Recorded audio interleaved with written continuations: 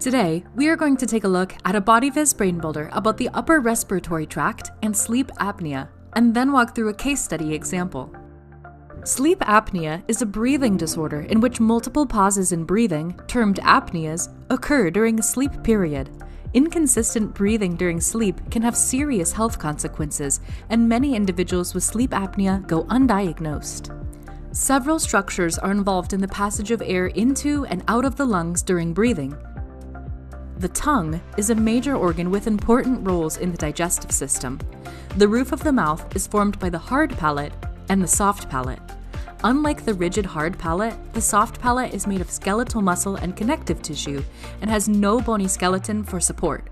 Further posteriorly, toward the throat, is the uvula, a hanging extension of the soft palate. The superior portion of the throat is called the pharynx, which is divided into 3 segments. 5 large, fleshy nodules in the walls of the pharynx belong to the lymphatic system and have the important job of filtering out bacteria that enter the throat. These are the tonsils. When the soft, fleshy structures of the mouth and throat are relaxed, as they are during sleep, the airway may narrow. Air passing through sometimes vibrates some of these tissues during inhalation or exhalation, producing a sound we identify as snoring. Snoring is not always indicative of sleep apnea.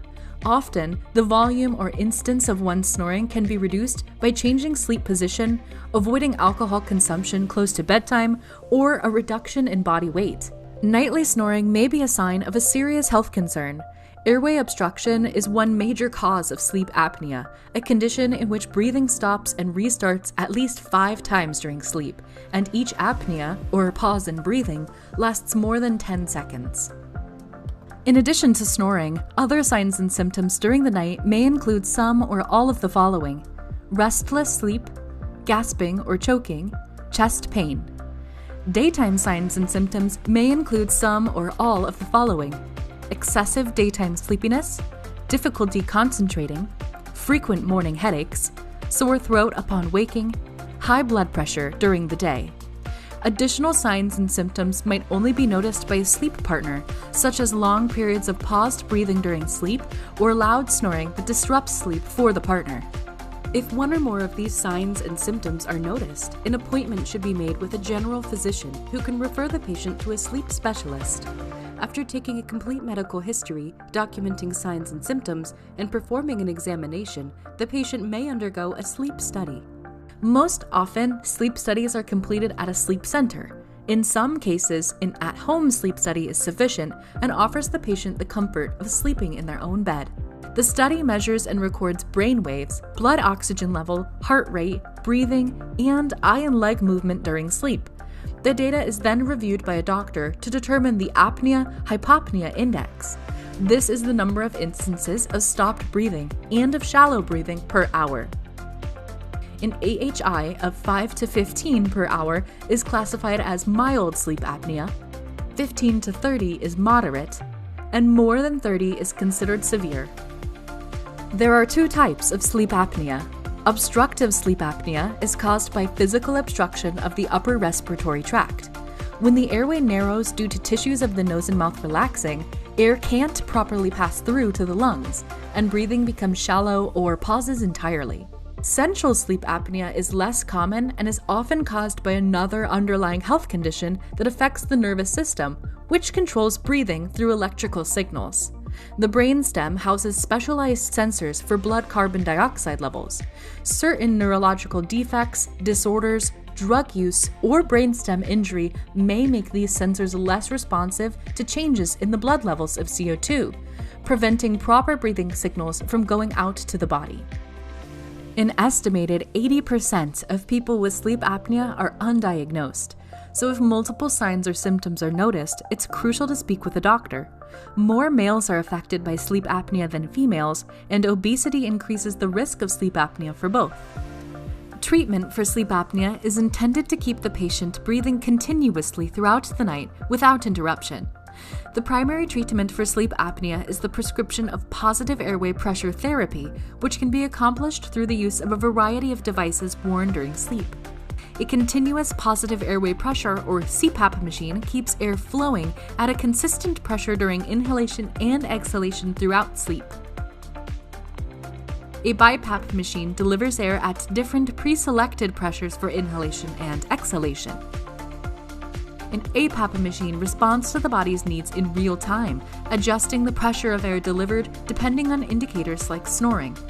Some patients with mild to moderate obstructive sleep apnea may see significant improvement from oral appliance therapy.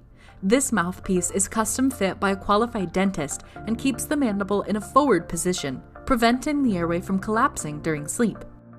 Other lifestyle changes may be recommended, such as weight loss to reduce pressure on the airway, change in sleep position, or reduction of smoking or drinking. Surgery to prevent closing of the airway during sleep is a last resort for treatment.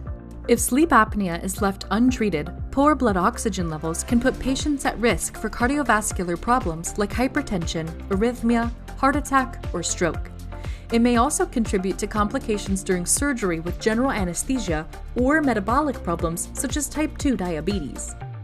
Mental health is also strongly linked to quality of sleep, and individuals who consistently get poor sleep are more likely to experience dysregulated mood, mental fog, depression, and anxiety. Finally, let's take a look at a patient example. You receive your patient's file and take a look. Age 52, sex male, chief complaints snoring and extreme daytime sleepiness. You work at a sleep center as a doctor specializing in sleep medicine. Your patient's physician has referred him for a sleep study after her exam and questioning revealed that, in addition to snoring and fatigue, the patient has high blood pressure, often wakes up 2 to 3 times during the night, and has a dry, sore throat and headache most mornings. The patient has been instructed to avoid alcohol, caffeine, and napping the day of his study. He arrives at the sleep center in the evening with his own nighttime supplies and sleepwear from home. A technologist places sensors on his scalp, temples, chest, and legs, and an oxygen monitor on his finger.